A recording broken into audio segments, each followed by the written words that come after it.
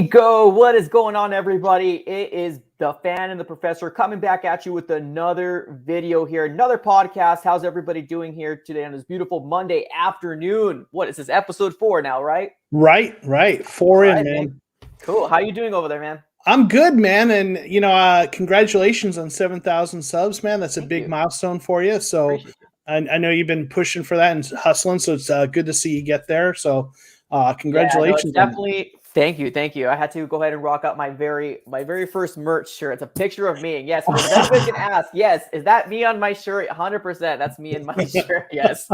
Awesome, man. Well, let's get this started, man. I'm really excited about it. 1 week left of preseason before we have a week off in terms of football, and then we have the regular season against the Tennessee Titans, which I'm absolutely super stoked for. Like, can we get the regular season on? But obviously, there's a lot to talk about with this last preseason game. But before we get started on that, is there anything currently going on with the Arizona Cardinals that you want to go ahead and bring to the attention of the people in the chat? I'll just mention a couple small moves. They brought J.J. Watt and Dennis Gardeck off the physically unable to perform list, off the PUP list. Andy Isabel is activated from the reserved COVID-19 list. And with those moves, they had to cut a couple players to make room. So they cut wide receiver Rico Gafford, tight end Ian Bunting, and then Wade failed physical cornerback Luke Barco, who they had just picked up off waivers. I think the only thing that's maybe noteworthy to talk about with this, I mean, we knew they were taking it careful with Watt. I think the Gardeck move is maybe the only one that's really noteworthy because, and that has to do with the PUP rules. There's this rule where, so during the preseason, you can put people on the PUP list and take them off freely. But if a player starts the regular season on that list, they have to stay on it for at least 6 weeks. Right. So I think that's the noteworthy thing about the Dennis Gardeck move, that they took him off. It means that they anticipate that he'll be ready to play. He may not play for a couple weeks yet. He might not even play in week 1. We'll see. But they anticipate he'll be ready to go sooner than that 6 weeks. So I think that's the only noteworthy thing from all that, aside from the fact that we're finally going to see Andy Isabella, and he needs a good game. So 100%, man, 100%. Yeah. Perfect. Yeah, I know when I heard the whole J.J. Watt news, I'm really excited about it. And I had a lot of people reach out to me on DMs like, hey, are we going to see him? I don't think it's going to be something where really noteworthy in terms of preseason goes. I can confidently say we will not see J.J. Watt versus the Saints. Right. We most likely will be seeing him versus the Titans. And I did hear that they're going to do, 65%, maybe 70% in terms of snaps. So they're going to use him not as 100% as they want, just to basically maintain his greatness, in my opinion here, to see if he can go ahead and stay healthy for the entire season. I know there's a lot of concerns that came with J.J. Watt, especially, him getting older and, the injury concerns that came with it. But regardless, I think everybody's really happy with J.J. Watt coming back. Yeah, absolutely. I can't wait to see him in week 1. Yeah, exactly. None of this preseason stuff for J.J. Watt. Do you think we'll see Gardeck or not? It's definitely one of those moves because they're trying to avoid the whole 6-week thing, right? I would be shocked if we see Gardeck during this last preseason game. I think they just want to up his practice a little bit more. I think they still want to take it, be careful with him. We might not see him week 1. I don't know, but I would be shocked if we saw him the next preseason game. Yeah, completely agree. Perfect. Awesome. Well, let's jump into the topic here. Obviously, every podcast, we try to do 3 topics at least. We're going to keep that going, and we're going to start off with the probably biggest topic happened this last Friday, and that's going to be the Chiefs game reaction. You posted something. I'm assuming I posted something on my channel here. I think it's very obvious that, this is kind of one of those things where it's like, okay, I was very excited about Kyler. I made a video about it. I was boasting in Twitter. I was like, let's go. I'm ready to go. I just want to see a good drive. And we didn't see that. So the first topic is going to be, are you worried about the Arizona Cardinals offense? And I will allow you to start. All right. No, I'm not worried. The preseason, everyone talks about how they call vanilla offense, and but there's a little more to it than that. When you have a preseason game, the coaches are trying to see players in different situations and see how they respond. And so and the other team, they're often not starting, they're going to play their starters for a few drives, and it's just hard to game plan against another team. If you were playing 4 quarters against the Chiefs starters, you could game plan those starters, but you're seeing a lot of different players in there, and the coaches are more interested in putting players who are on the bubble and putting players they want to see how they perform. They put them in situations and see how they perform. They're not trying to game plan to win the game necessarily. They're trying to game plan to get players in there like if they need to see, a running back run more zone running plays, right? Because they want to see how he works in that kind of run play. They're going to try to scheme that up more so than they're going to try to find what's the right type of run play that's going to beat this defense, right?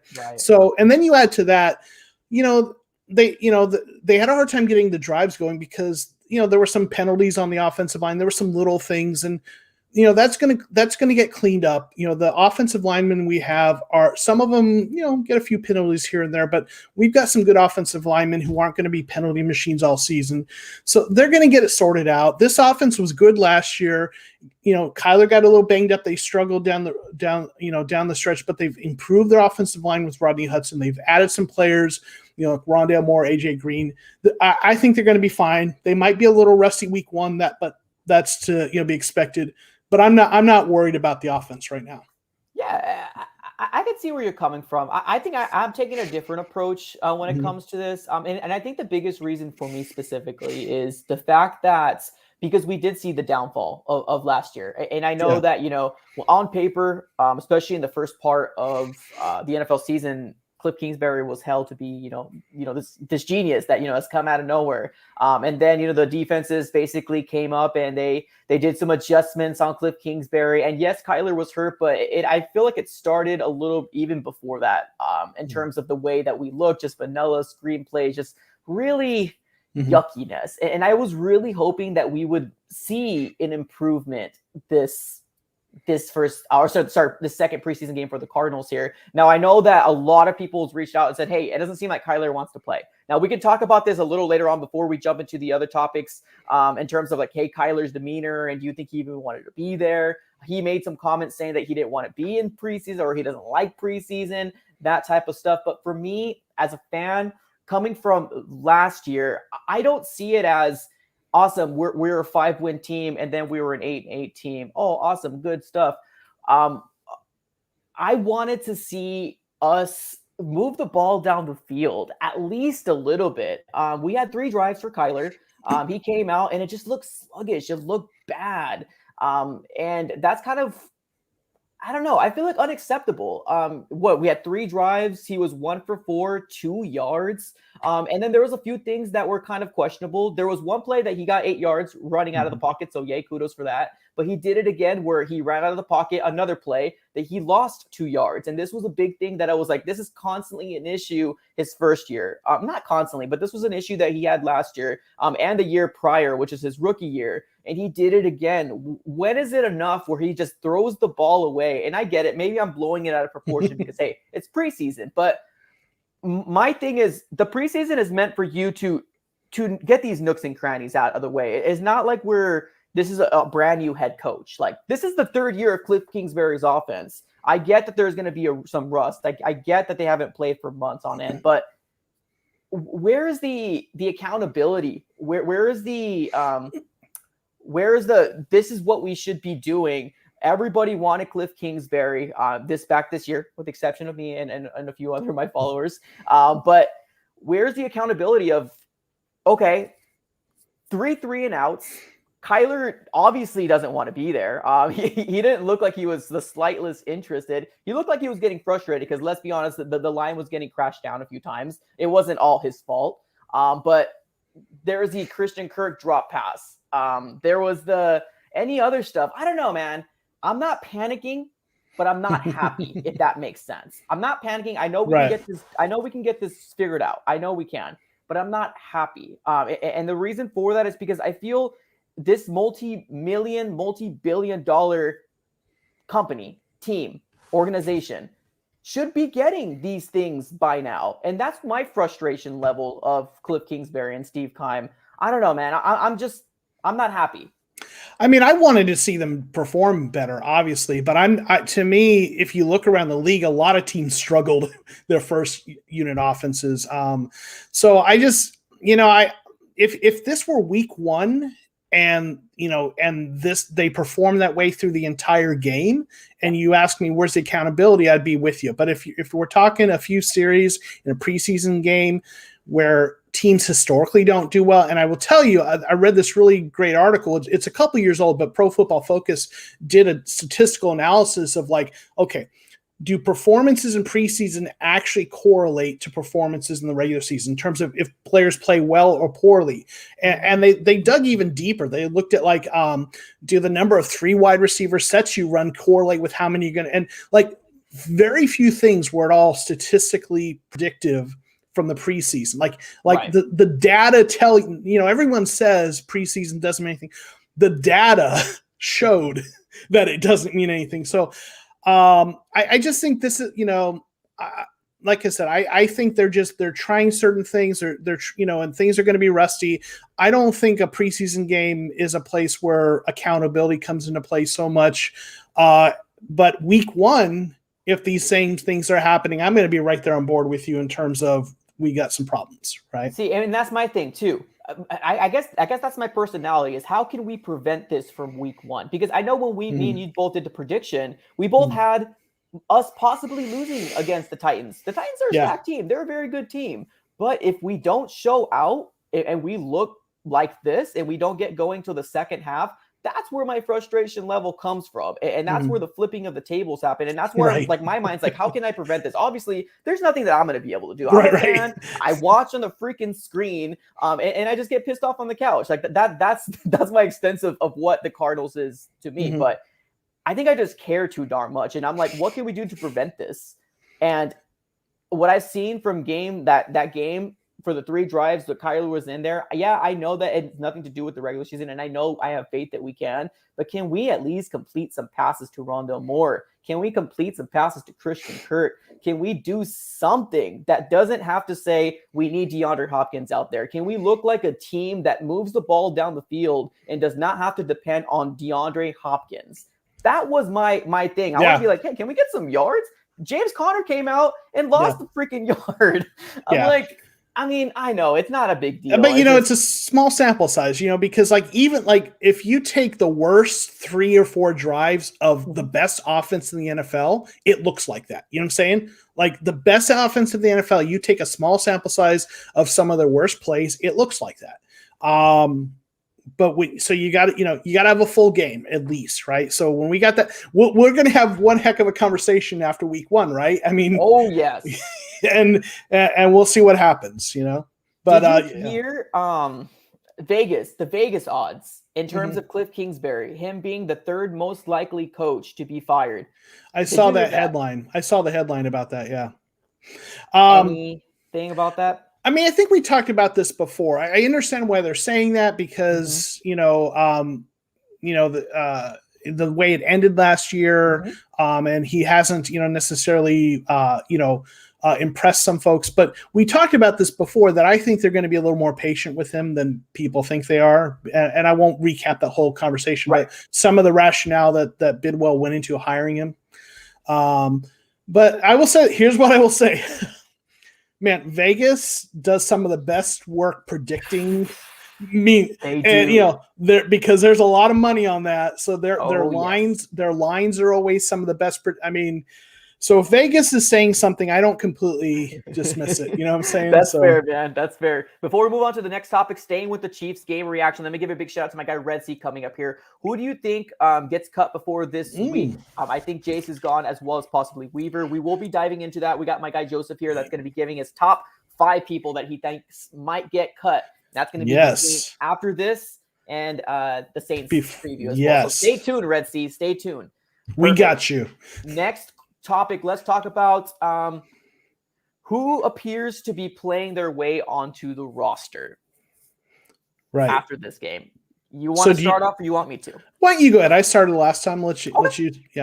Yes. So this game, like I said, I mean, when I posted my video out, I was there were some good things to be ooh, ah. And I think that was mainly on the defensive side of the ball when it came down to the starters. But I want to stick on the offense, and that's when the backups came in. I liked what I've seen from Ross Travis, tight end. Now I thought he was younger than he actually was, but he got our solo touchdown, and that was with Chris Trevler throwing a 20 plus touchdown.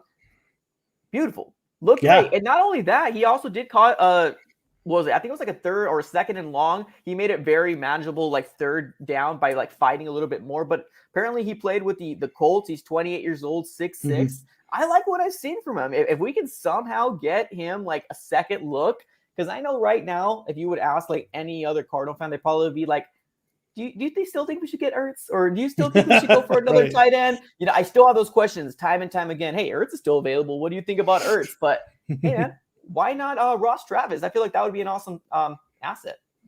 Yeah, no.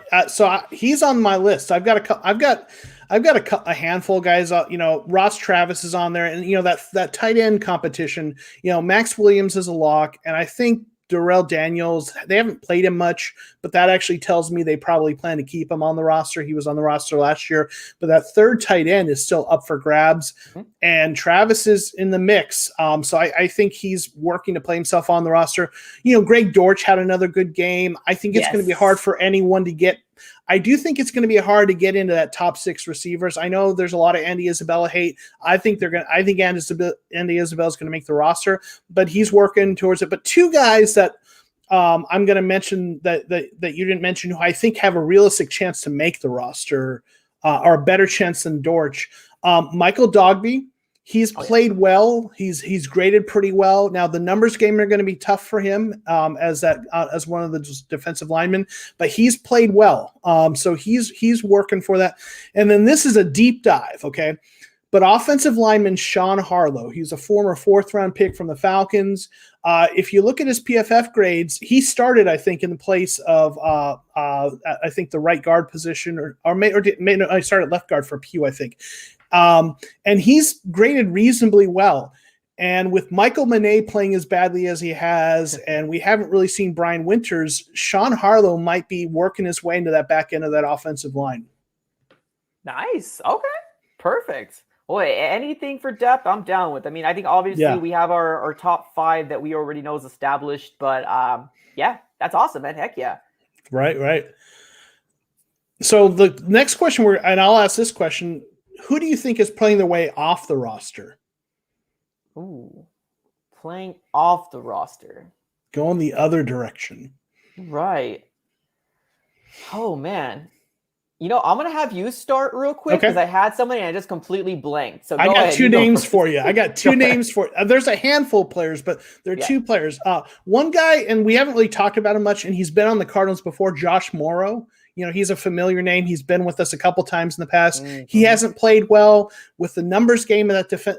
You've got guys like Michael Dogby and Marcus Hunt that are competing with him, and he hasn't played well. So I think he is. But the big name, and I talked about this guy in my video, had in my opinion, the worst game of anyone. That's Evan Weaver.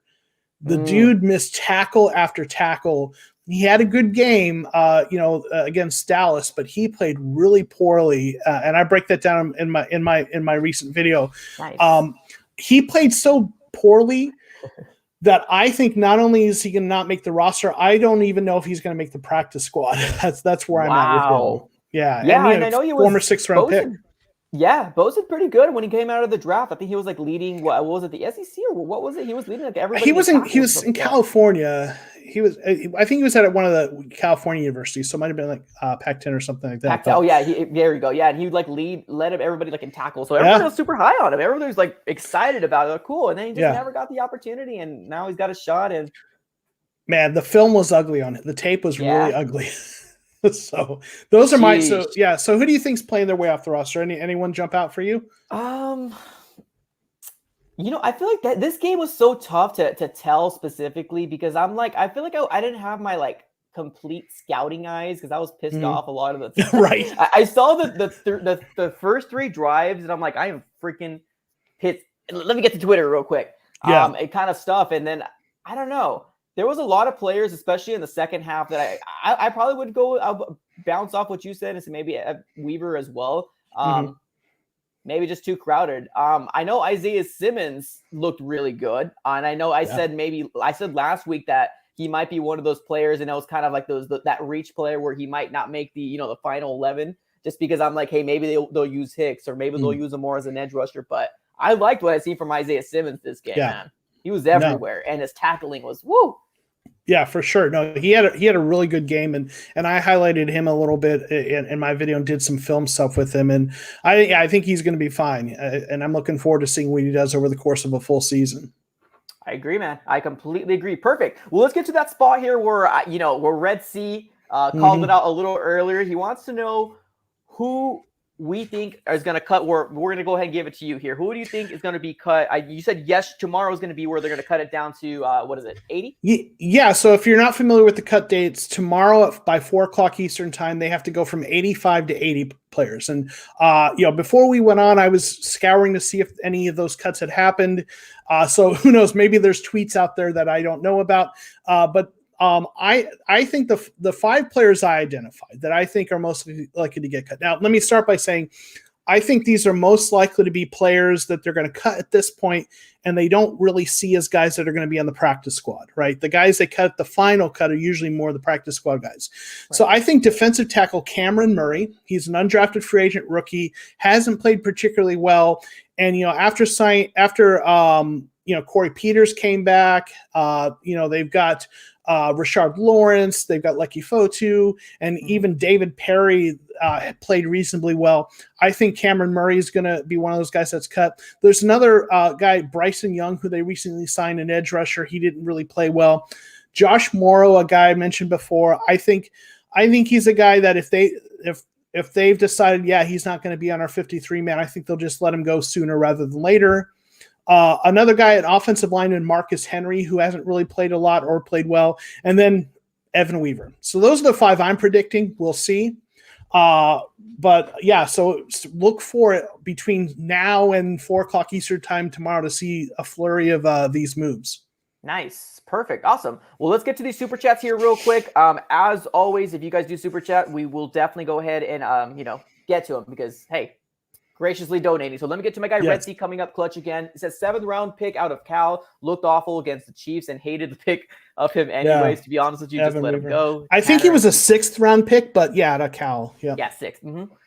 Cool. Okay, awesome. So my guy Joseph agrees. Not good showing this time around. And I got my guy Rafael Castillo, $20 donation. Says Kyler played very poorly. I don't know why Cliff thinks he shouldn't be playing full quarters out there. Although Mahomes playing poorly made me feel a little bit more comfortable about our QB situation. Love both of your channels. Appreciate you, man. Thank you, Rafael. Appreciate it. Cool. We've talked about it. Like I want him to play as little as possible in preseason. Mm-hmm. You want to see more, but it is what it is, right? Yeah. No, 100%. Exactly. Awesome. Well, dude, it's just a lot to unfold for that. I don't want to go back to the Chiefs. I want to look forward. Let's not talk about the Chiefs anymore. Yes. Let's look forward to the Saints. And let's see what we go through here. So let's see here. Let me get my preview. Saints preview. What do we have on board? Go ahead and start. So the first thing first question we're going to talk about is which players do we want to see more of during this 3rd preseason game? Who do we want to see on the field more? If you want, and let you go and start that one if you like. Yeah, for sure. Okay, so I think this is an obvious one. Chris Trevler. He's going to play most likely maybe the second half, but I think he needs to have a great game. 3 quarterbacks is kind of, most likely what will happen, but there's a lot of people already writing him off, but I think he did a very, very good job. Well, good job. He did a good job against the Saints, especially with the touchdown with Travis. Also, Andy Isabella is coming back, like you mentioned a little earlier. He needs to have a good game, 110%. Mm-hmm. And then I'm going to steal your guy, Dortch. Dude, I saw him, and tell me why the first thought I was like, dang, Joseph called this last week, and I was like, I need to look out for this guy. He did look good, man. Yeah. There was a catch he juggled up, and I'm like, bruh, give this guy an opportunity. Yeah, man. Like I said, it's going to be tough with the numbers game, but if someone gets injured or they do, let someone go like Isabella, or they make a trade, I think he's the first receiver, next receiver on that list to make the roster. Or for some reason they keep 7, which I don't think so. So, right. Yeah. So we need to see a lot of Andy Isabella, and Cliff has said that we're going to see a lot of Andy Isabella. And I like I said, I don't necessarily think that a roster spot's in question for him. Again, people will disagree with me. I think they're going to keep him and give him a chance, but I want to see him, and I'd love to see him show out and make people reconsider their opinions of him. I feel, like I said, I feel bad for the guy, but I want to see a lot of him. And then there's two players I want to see a lot of who are competing, and that's the tight ends. One we've already talked about, Ross Travis and Demetrius Harris, because I think those two guys are in a competition to try to earn that third tight end spot. And what's sad is even if one of them wins it, there's still a reasonable chance that after cuts, we're going to sign someone that another team cut, and whoever gets that spot's going to be gone anyway. But I want to see a lot more of those two guys to see which one performs better and looks like a better option for that third tight end. Yeah, that's fair. Perfect. Also, what about the international guy? I don't think we've seen very much, right? Yeah, no, I think we've seen a few snaps from him. I think the deal with him is, and we talked about this before, because of that program that he's part of, the team gets an exemption. They can keep him on. He's like an extra player on the roster right now that they get to keep him, and he will get to be an extra player on the practice squad above and beyond the normal number of players they're allowed to keep. Mm-hmm. So I think he is a guy who is destined to be on the practice squad with that exemption. I just don't see how they would possibly keep him on the 53-man roster. And in fact, I think they're in such a search for who that third tight end is going to be. Right. I don't even know that we'll see a lot of snaps from him. I think they want to use those snaps to evaluate players like Travis and Demetrius Harris. Of course, they did cut Ian Bunting, so maybe we will see a few snaps from him, but I don't expect him at this point to be in any serious competition or contention. Any snaps he gets is just to give him some experience, I think. Right. In your personal opinion, if they were coming down to the third one and they had Ross Travis or Demetrius Harris, who do you think they would go with?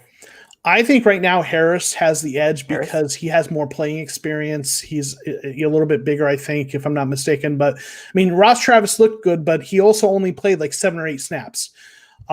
So I think Harris still has the edge. And that's, so I think Travis probably needs another good game, and I'll let that segue. And you kind of touched on this, but which players need a good game? And you kind of talked about that a little bit. Is there anyone you want to add to that conversation as far as players you think need to have a good game? No, I think you might be right in terms of like the whole, Andy Isabella most likely will kind of make the roster, not by because his glory is, play. It's just kind of, I feel like that they do need those extra spots, and he probably is the best amongst the other players that they have. But man, I feel bad for Andy Isabella. I really do. Definitely some coaching fault, maybe some him fault as well, but he just needs to get something going. It sucks to always be known as the guy that we should have gotten DK Metcalf. It sucks. And he's always had that stigma around him, but man, he's got to prove it. He's going to have as much snaps as he possibly can this come around when the Saints play this Saturday. But I mean, in the end, he might just need a change of scenery to, and it's sad because when you think about it, there are 30 other teams besides us who pass on DK Metcalf, right? Yeah, so, and it's tough because if he does stick with the Cardinals, this is not likely to be the year where he shows up, right? Agreed. He's still going to be a depth guy. Like the best case scenario, I think, with the Cardinals for him is next year after someone moves on, whether it be AJ Green or Christian Kirk, is that he gets his shot next year. And that's going to be a long year, at least from a fan perspective, right. Of a lot of hate on him. So, there's a couple players I'll add to this list though, of players I think need a good game. So obviously the tight end, either one of those tight ends we talked about, I think Michael Dogby needs a good game. He has played well, but the numbers game is so tough that to make this roster, he's got to show out again and play well again to make it, to create a situation where the Cardinals look at it and say, if we don't keep him on the roster, someone is going to pick him up. He's not going to make it to our practice squad. So I think he needs a good game. I think with Dennis Gardeck being off the PUP list, I think Victor Dimukeje needs a good game. He didn't play particularly well. He played a lot of snaps, but his PFF grade wasn't great last game. You know, the sixth round pass rusher. I want him to stick around. I want them to develop him. But you know, you've got now one more established pass rusher on that roster who's not going to be on the PUP list when the season starts, right. And that makes it that much harder to make the roster. So, you know, a few weeks ago, I thought Dimukeje was going to make the roster, and at this point, I have to wonder if he's destined for the practice squad. And then two last names, guys that I think need a good game. I think these two guys played a lot of snaps. I think Sean Williams and Charles Washington are in competition for a roster spot right now. And I think only one of them is going to make it. So one of those two guys needs to play well to win that competition. Right. Is it Washington, in your opinion, right now? Probably, because Washington is, I think, a better special teams player. Yep. Williams is a decent special teams player, but Washington is better. And Williams is a guy that if he's on the roster, he's going to play special teams, but he's also going to see the field some. And he hasn't played particularly well when he's seen the field. He's been okay. Right. So that's kind of where I fall on that for sure.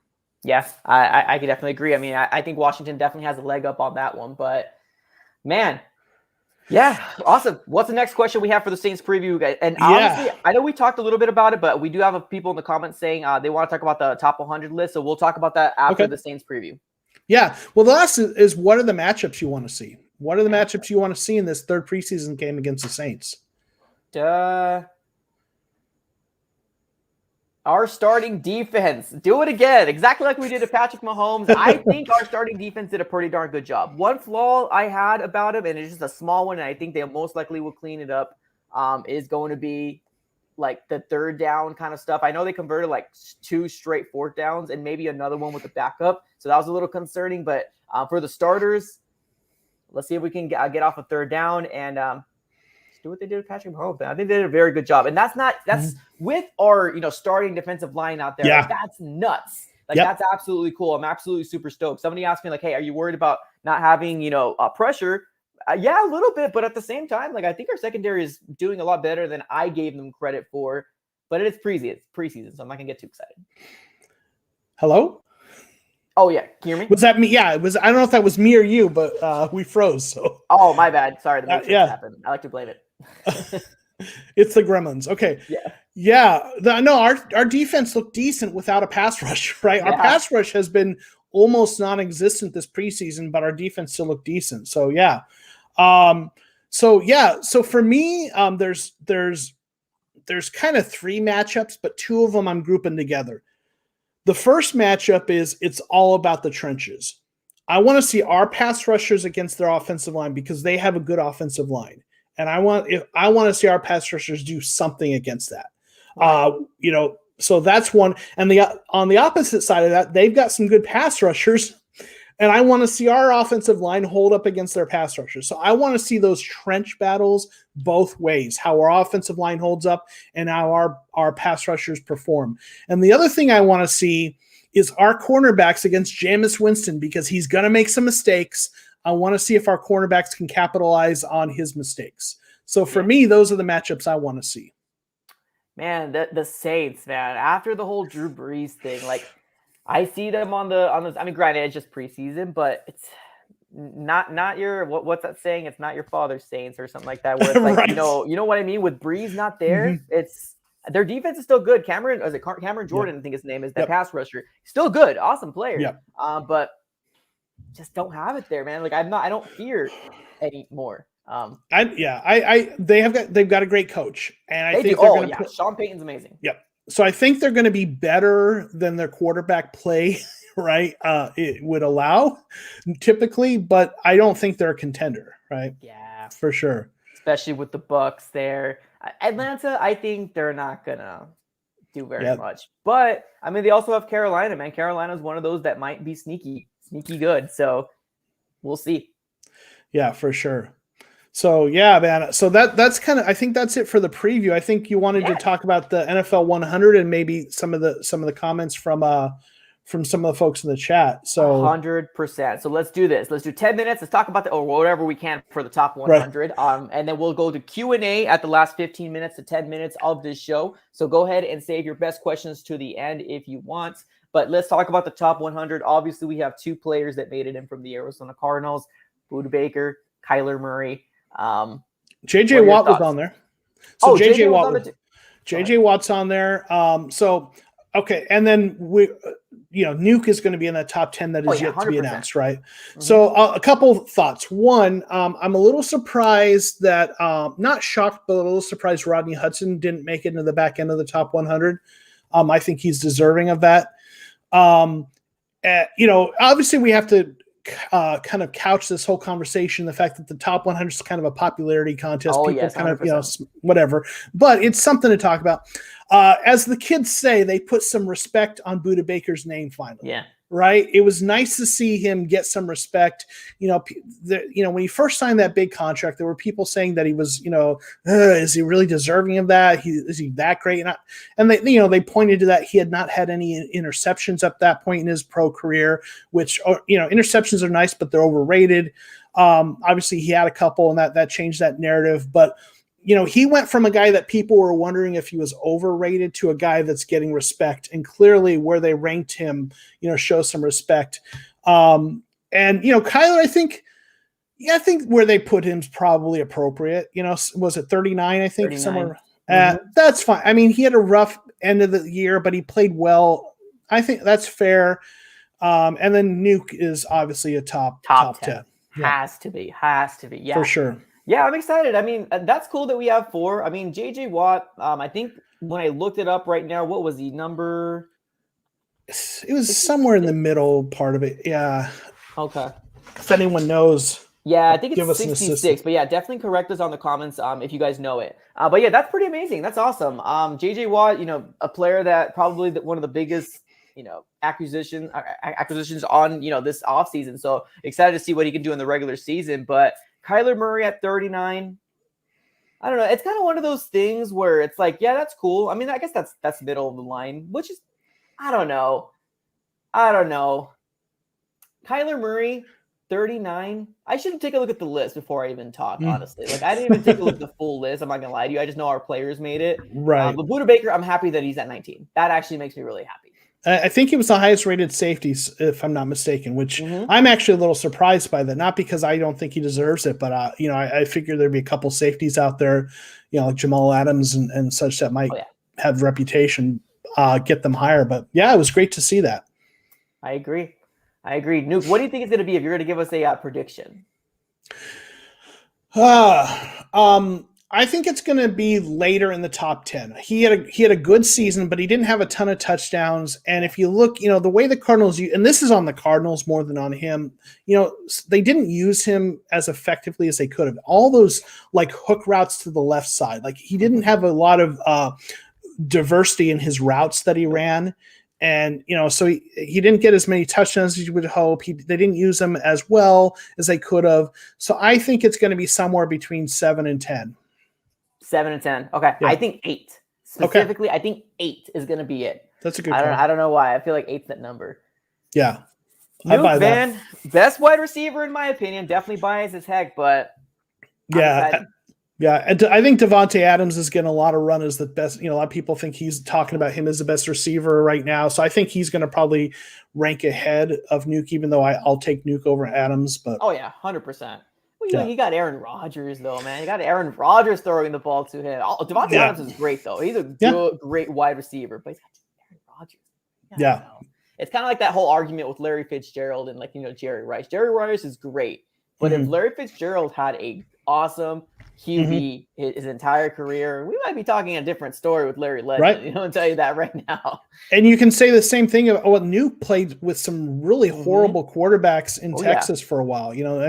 Brock Osweiler, and guys like that. So, and so that's to your point of why, he's so great. So for sure. I agree.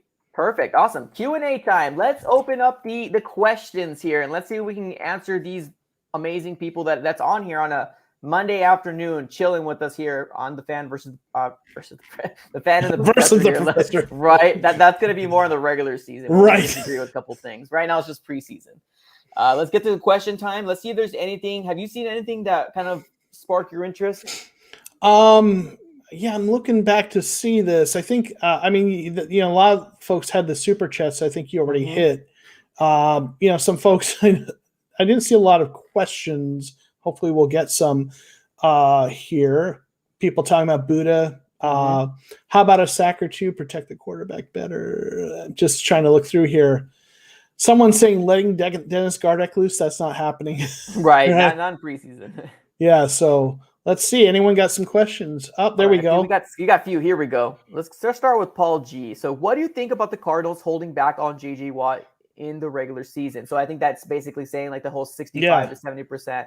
I think it's smart. Honestly, J.J. Watt's getting up there in age. I think he's still productive, and he can very well be productive still. But they're just trying to make sure that he's going to be available if we do make that playoff push, for him to be available when we can. But I'm actually really happy with our defensive line. So this makes me happy that our defensive line is good because we can give that flexibility to J.J. Watt. So I'm not mad at it. What about you, man? Yeah, I think, obviously we've talked about this. Like, I want to keep the starters under glass until the regular season, but digging a little deeper, he plays at a position where he's going to be ready to go. Like, I understand why you want to see a quarterback get some snaps to get the timing, the receivers, get the routes going. When you got a player like J.J. Watt, who's a pass rusher, who's a veteran like that, who has his pass rush moves down, I don't think you need those snaps for him, right? I think there's less of an argument for him needing those snaps to get the rust off. So keep him healthy, keep him ready to go. So yeah, I'm all for. I'm fine with not seeing any of J.J. Watt on the field until Tennessee. I agree. Here's a question for you, man. Oh, how many more subs for you to play the guitar? They want you to rip that guitar off and play. Well, I think I said 3,000 subs, so I've got about 1,800 to go. So nothing. You got this, man. I believe in you. Hopefully by the end of the season, you got this. And I'll tell you, I'm about 300 watch hours away from monetization. So heck yeah, man. So if you haven't watched my videos, go back and check out some of the older ones. Help me get that 300 hours. That now. Right now. Well, when we're done streaming. After this show. For sure. Right. Awesome. Let's see what Seth says. He says, I can't believe Kyler got 39 and Buda Baker got 19. He went up 78 spots. Yep, he definitely did. Amazing. Keenan, what's up, dude? He says, Isabella and Kirk can't catch. Waste of a roster spot. Ooh, let's talk about this a little. Oh, man. Shots fired, right? Shots fired. Yeah, I mean, I think that's a little bit hyperbole. Listen, Kirk dropped that pass during the preseason game. That was frustrating. Kirk, over his time with us, has not lived up to expectations. He's been a guy who's had his moments that are tantalizing, and then he disappears, which makes it even worse, at points. Yeah. And we've talked about the Andy Isabella thing. If you are judging them based on their draft status, I get it, right? Second round pick, you expect a second round pick within the first couple of years to become at worst a solid number 2 wide receiver. And you want them to be a number 1. If you take that draft status away, they are both better than a lot of the 5th or 6th wide receivers on most NFL teams. I mean, objectively speaking. So they're not a waste of a roster spot, but in my opinion, but they haven't lived up to expectations. Oh yeah. I get it. Right. Yeah. In terms of Kirk, he also is one of those that needs to have a good year. I mean, his contract is done this year, right? He's set to be a free agent unless we re-sign him. That's correct, right? Yeah, this should be the last year of his rookie deal. And we've talked about this before, man. It's just like someone's going to pay him, right? And I don't think we can afford to do that unless he really, we'll if we re-sign him, that means we're not re-signing AJ Green likely, and there's other players, and he needs to show he's deserving of that. But the tough part with him is, they tried playing him outside, and that's part of why he struggled. He's more of a slot receiver, but now we have Rondale Moore, who's a slot receiver. So are we going to pay a guy a lot of money to be in a platoon at slot receiver? So, I mean, watch them just go and prove me wrong and do it. But I just don't see how we bring him back for what he's going to command. Yeah, I agree with that, man. So I think he needs to have a huge year or hopefully trade value, man. Get something out of him. But honestly, we'll see. Here's a question, and then I'm going to get to the super chat from Red Sea. But Mark Jackson, man, says question. You guys covered a lot, but do you guys think the locker room is going to be better than last year? So that's, that's a tough question, man. I know in the end of last year, there was a lot of fans that kind of, noticed a lot of stuff under the microscope where, Kyler doesn't really look into the eyes of Cliff, and then Cliff and, tries to command this team, but it doesn't seem like it's happening. And I think it's just because a lot of people were very disappointed of how last year ended, and me as well. Mm-hmm. How do you think this? I mean, it's hard to tell. We have to be a fly in the wall in this locker room to really know. But what do you think? I think people humans aren't actually that great at reading body language. And this is on the side. There's a great book by Malcolm Gladwell called Talking to Strangers. It's an audio book or a regular book. And he talks all about this, how people just misread body language all the time, and it leads to bad situations. So when I see people talking about the body language, I kind of take that with a grain of salt. We're all kind of wired a little bit differently. And Kyler's just a little bit more of a quiet dude, but I think the locker room's going to be fine. I think we're losing Larry Fitzgerald, but you can also argue there's an addition by subtraction by losing Patrick Peterson with kind of all the stuff that's gone on with him. But, we've got good locker room guys. We've got J.J. Watt. We've got, Buda Baker's quiet, but he's a good locker room guy from everything we hear. Zaven Collins looks like he's going to be a good locker room guy. Corey Peters is back. I think there's just a lot of solid veteran locker room guys. Adding Rodney Hudson to the mix, I'm not worried about the locker room at all. I think they're going to be fine, and I'm not really worried about Kyler's body language. I think that kind of stuff's overrated. It's the stuff on the field that matters. That got rough down the stretch, so he's got to improve on that. But I think the locker room's fine. Perfect. Yeah, I mean, just show me on the field. I don't care. Just show me on the field, win some games, and everything else is. And Hector just mentioned Marcus Golden. Dude loves being a Cardinal, man. So you got guys like him too. Cool. Let's get to Red Sea here real quick. It's time to make it extra. No, don't do that. Right. Yeah. That hurts the channel more than it helps it. Yeah, actually, I heard that too. Yeah, don't do that. Yep. But thanks anyway. Great effort, though. I like that. Let's Paul's got a question about Josh Jones. Go ahead.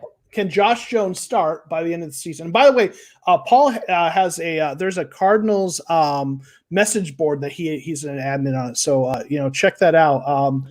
Nice. And Paul, maybe if you could put the name of it in the chat for people, but it's a Cardinals message board. But do you think Josh Jones can be a starter by the end of the year? I think I honestly think that he might get the start. I mean, I think that's the wrong question, Paul. The question is he going to be starting by the beginning of the year, right? Yeah. I honestly think he's done a very good job. I'm actually really happy that we picked him up last year and where we picked him up, especially I thought he was going to be more of a second rounder for late first round talent type of tackle. Yeah. And obviously he plays both. Now he's in the guard, and I'm actually, I think he's going to be starter.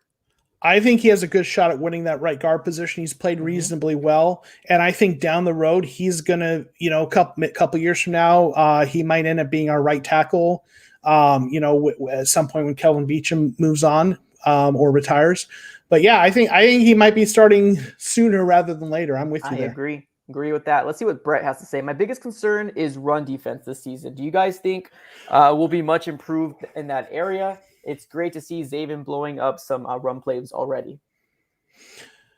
I think it's really tough to evaluate anything related to our defensive line because our starters haven't been playing. Mm-hmm. You know what I'm saying? So you've got guys, like J.J. Watt, Corey Peters, those guys are solid. And guys like, Marcus Gold and Chandler Jones make good plays against the run, set an edge. They're strong. And then you've got those two, middle linebackers. I think I think there's going to be a few mistakes that lead to big plays where those young linebackers, miss someone. But overall, I think it's going to be fine. Yeah, I agree with that. We haven't seen a lot of our defensive line, especially Jordan Phillips.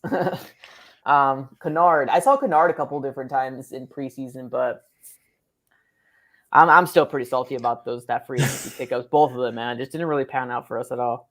Yeah, I think I'm fine with Kennard. He had a rough year. I think he's going to be fine. Jordan Phillips is the guy that, we haven't seen much of him, but he didn't look good last year. He never graded well. His PFF grades have never been good. He just got those 9.5 sacks that one year. Mm-hmm. That contract is bloated. I think he's going to take a roster spot that belongs to someone like Michael Dogby. I agree. All right, let's see what Hector says. Do you think Kyler will step up as a vocal leader now that Larry is not coming back? I think I'm sorry, you don't think so? Yeah, I think he is who he is. And I don't think he's one to want to change in terms of like who he is. I think he leads in his own way, but I think the best way for Kyler to lead this team is to play the field, show it on the field. If you want to be a leader, man, and you're quiet, that's completely cool. Yeah. But show it on the field. Show that you can lead this man into the right direction.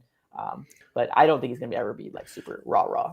I think he's who he is, and I don't think people are going to change drastically. I do think he's going to make an effort to work on it a little bit because it's such an important part of the job.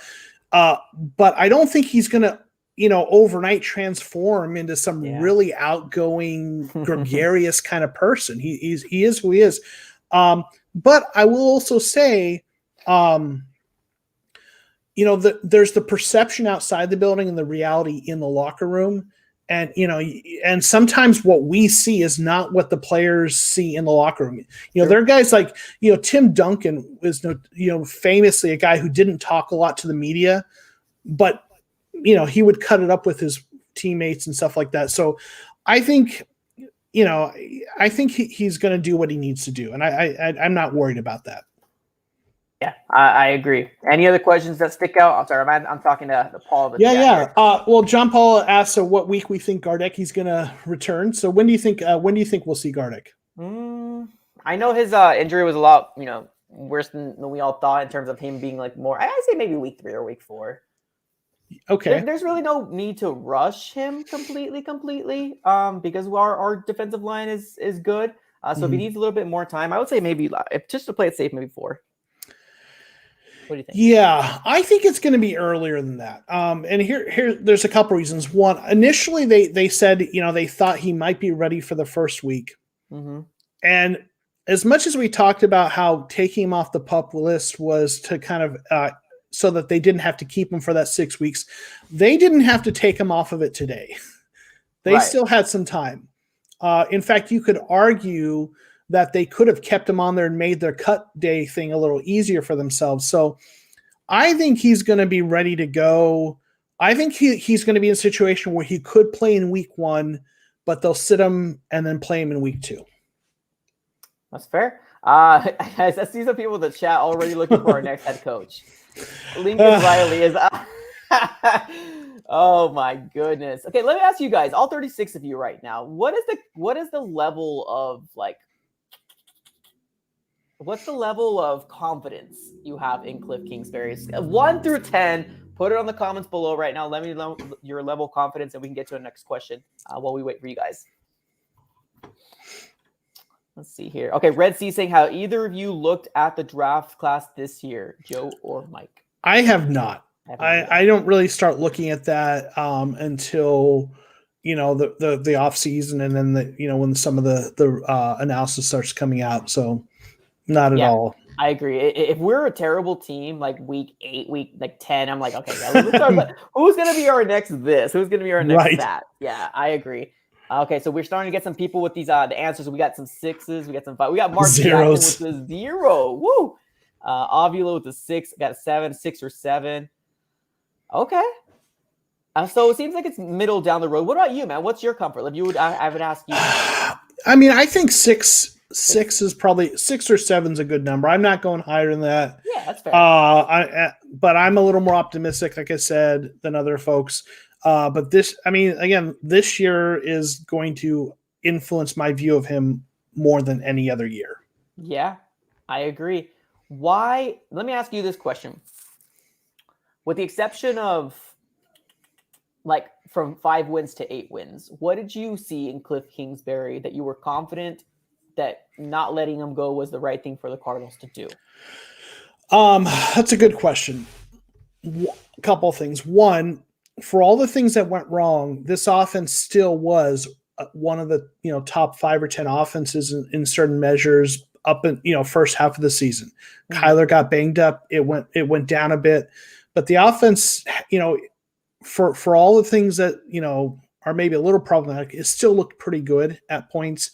And I think part of it is also that I think that he still has room to grow, and I do think that there were some I know people kind of bang on his play calling, but I've seen some plays here or there where he did some nice things, like the one to that we saw in the preseason, actually, to Rondale Moore, that kind of fake fake screen pass, the fake handoff, and the little pitch. And there was another play last year where they did something that got Max Williams wide open, and there's things like that we're seeing. And then players like him, and I know that's not an end all be all, but if players check out, that's a problem. And as much as people want to criticize him, I'm not hearing that that's happening. So, but part of it's potential, right? So he does need to evolve and develop to justify that hope that I have. Okay. All right. Paul G is saying, you guys, I wanted us to pick up Gardner Minshew in a trade to press Murray. Minshew slides so well in the pocket, better than Murray. Yeah, I mean, I understand why people want him. He's a fun player, but I think the best fit for the Cardinals is a veteran, someone like Colt McCoy or comparable. I get that Minshew's probably a better quarterback than Colt McCoy, but ideally what you want Kyler playing and that backup quarterback being a mentor. Yeah, and confidence. Yeah, so I like having a veteran there to kind of help mold and mentor Kyler.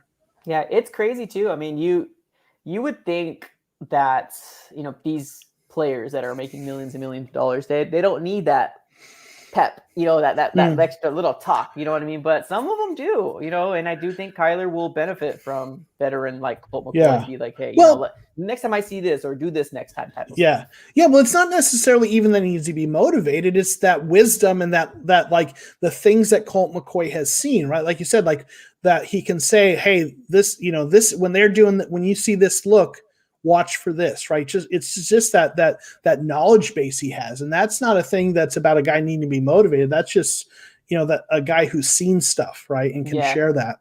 But there's also and it most likely probably is, the camera angles that, the last 2-3 games where you've seen things not go the way of Kyler Murray. You've seen him sulk. You see him sit in the corner, and it's probably perfect storm, perfect angles.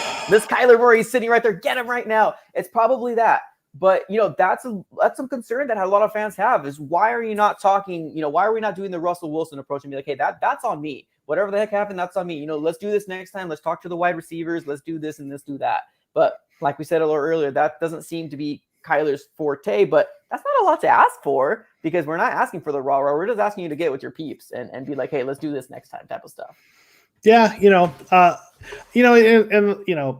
Winning covers everything, right? So if they win 100%. Games, if they can win some games this year, we're going to look back at this conversation. Right. 110%. Exactly. Right. We got to win some games, or I promise you, we will start hearing some people say, hey, Deshaun Watson still might be available, right? 110%. You will hear it. And can you blame the people at this point? 3 years to that's a lifetime. That's a lifetime in this NFL. And some people are just more patient. But that is how we're going to conclude this podcast. Episode 4 was an absolute bang. And it's only going to get more intense. Let me tell you, once the season goes through, it's only going to get more intense. So I appreciate you, Joseph, for sticking around. Absolutely. Everybody in the chat. It's been amazing, guys. Thank you so much again. Have a great rest of your day. Peace.